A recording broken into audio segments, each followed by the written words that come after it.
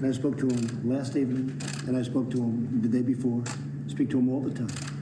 And they say, and you know this as well as anybody, over the course of the year, over the course of a number of years, they've intercepted many people from the Middle East. They've intercepted ISIS. They've intercepted all sorts of people. They've intercepted wonderful people from the Middle East, and they've intercepted bad ones. They've intercepted wonderful people from South America. President Trump continuing to answer questions from the media. I did want to play this one more soundbite from just something you're just not going to believe about what was said about our military. Watch this. If you put military down there, we know what the God forbid is in this situation. And then how does it play? How is that good for anybody if, because, you know, you're not going to turn away thousands and thousands of people, even if people start getting shot. And what message does that send? Who wins in that? It did surprise me a little bit that he would say that, because our military is not known for going after innocent people. They are there to try to protect the border. So anyway, we'll start with you, Greg, on this issue, the caravan not stopping. He's not very bright, is that Cuomo fella? Well, that was not a nice thing to say. It wasn't. It wasn't a nice thing to say. No, it wasn't. I just wonder about the media, because they tend not to ask the very specific questions like, how did the caravan start? Who called it a caravan? How is the event being managed? Who are the people managing it? They always keep saying that the caravan is blooming, like it's some kind of natural event, but it's actually, or that it's spontaneous, but no, it's actually quite organized. It's organized by actually Mexican advocacy groups, and then when you get to the sizable group of people in which you can't tell who's in the group and who isn't, which is why you need a process, because it could be there could be terrorists, and obviously there could not be terrorists, but who's going to know? So the media then takes the narrative and they twist it. So after helping the onslaught multiply, right, they accuse Trump of seizing it as an issue, when beforehand it was the media and the advocacy groups who had seized on this spectacle to begin with to create an ugly political issue. And then they go, but look what Trump is doing. They're a bunch of hypocrites. And you know what's even sadder? Avenatti is telling the Democrats to grow a spine. When Michael Avenatti becomes your voice of reason for your party, you're in trouble.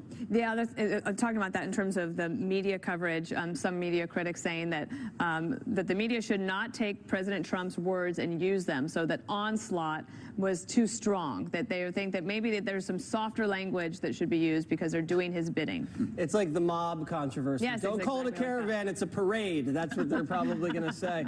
To Greg's point about the media, they've reported breathlessly about how many scoops of ice cream this president has. And they're not even curious about how this caravan is happening. Right now, I think the only people that have sent reporters down to embed in the caravan, Fox News, we have Sarah Carter down there. And William Lajeunesse. And William Lajeunesse as well. The Washington Post has someone down there, and Judicial Watch even has someone down there. There's just not a lot of interest in the mainstream media, so when Trump says something about the caravan, there's no way for them to fact check it. They're going to assume that the president is saying incorrect things, and some of the reporting coming out of there, very interesting.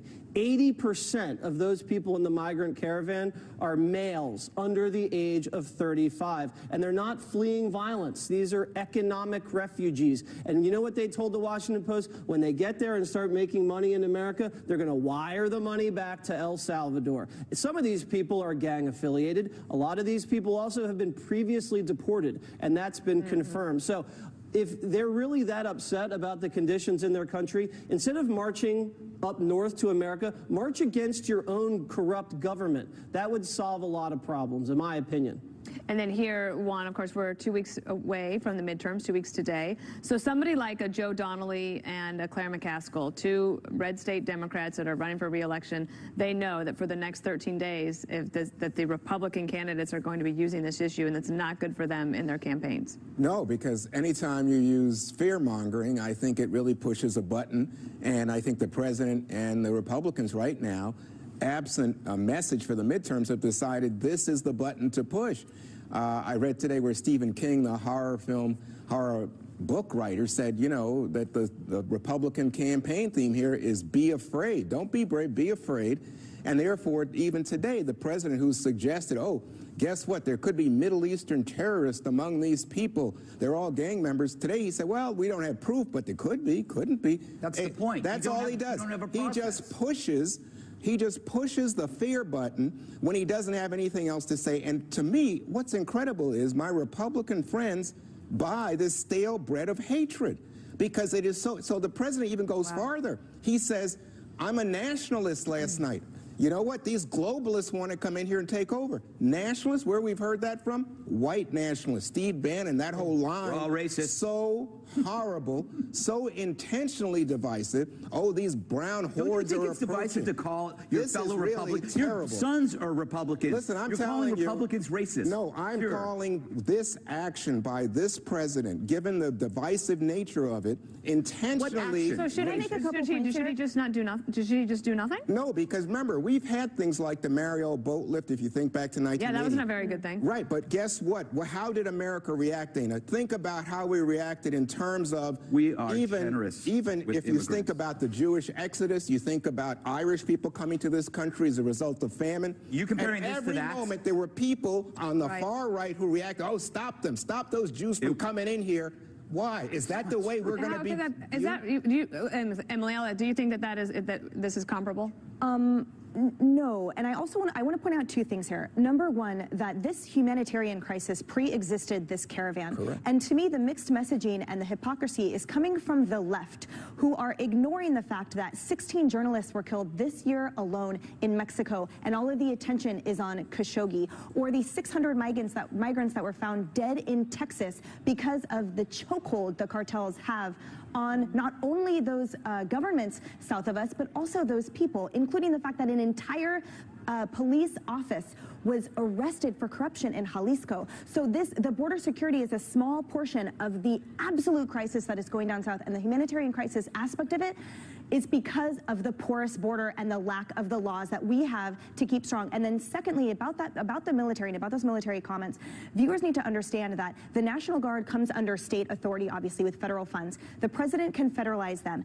Active duty military, the exception to the Posse Comitatus Act is the fact that if active duty military is in a support, not in law enforcement role, then that's how that is legal. So that the conflating of the issues and the hyperbole from the left of saying that they're going to start shooting people is absolutely offensive and totally incorrect. Emily, I just wanted to pick up on something you said. Yeah. We disagree, obviously. I feel so passionately about this. I just think this is this is low ball politics, but something you said so important. This is a humanitarian crisis, predates this, and people should think of it in those terms, because I think that conservatives historically have been empathetic, compassionate people, not like what this president is doing. Juan, I got to address some of the things that you've just said. Sarah Carter, one of your colleagues here at Fox News, went down there. Actually, you're not there. She's down there. She's a colleague, spoke to Guatemalan intelligence and interviewed people in the caravan, and has confirmed that there's MS-13 affiliated gang members among the caravan. If you're going to sit there and call your colleague a liar while you're sitting on your tush in a nice air-conditioned studio in Manhattan, I really think that's unbecoming. Second of all, you have not said what to do with the. What are you going to do about the caravan, Juan? You have no plans to do anything about it. Are you kidding? Have you had anything you wanted to add of substance to what to do with this 7,000 strong migration coming up north? Do you want an answer? I think that it's very clear, given that Republicans control the White House, the Senate. Republicans. What are you going to do when they come to the border, Juan? Why don't they fix the immigration system that's so badly broken in our country? Fix the immigration system? Yes. Everything that invites these immigrants up here is because of Democrat policies. Oh, there we go. Blame Democrats. The Feinstein memo. All these and the Democrats other thing are in the in Clinton charge. administration. This is what attracts these people, This Juan, is low-ball politics, and you are on message for President Trump, although today he said he has no proof. So you want maybe to you're even protect further the election integrity, but you don't want to protect the integrity of the border. My gosh. If these were Russians coming across, you'd probably build the wall. Oh, and so these people are coming with guns. They're hordes coming now. They're going to take over America. No one's taking over anything, What? Juan. According to Juan's logic, Mexico is also racist because they're trying to limit the immigration as well. They're sending troops to their border. So clearly the Mexicans are racist too, Juan. Everybody's racist if they don't agree with you. You are so if anybody with disagrees with ridiculous you, arguments you to are try to obsessed with counter. race. That's No, your problem. me. Oh, you. Your filter is nothing but race. Yeah, I think you have a difficulty acknowledging where there's racial injustice and where someone is using a racial pitch to stir his base in order to try to That's do your better in the filter, midterm. Just Juan. trying to All right, we're gonna protect run. the borders, Juan. That's Okay. not racist. We have more. President Trump and Barack Obama battle it out on the campaign trail. Which one will be able to close the deal for their party in the final midterm stretch? We'll tell you.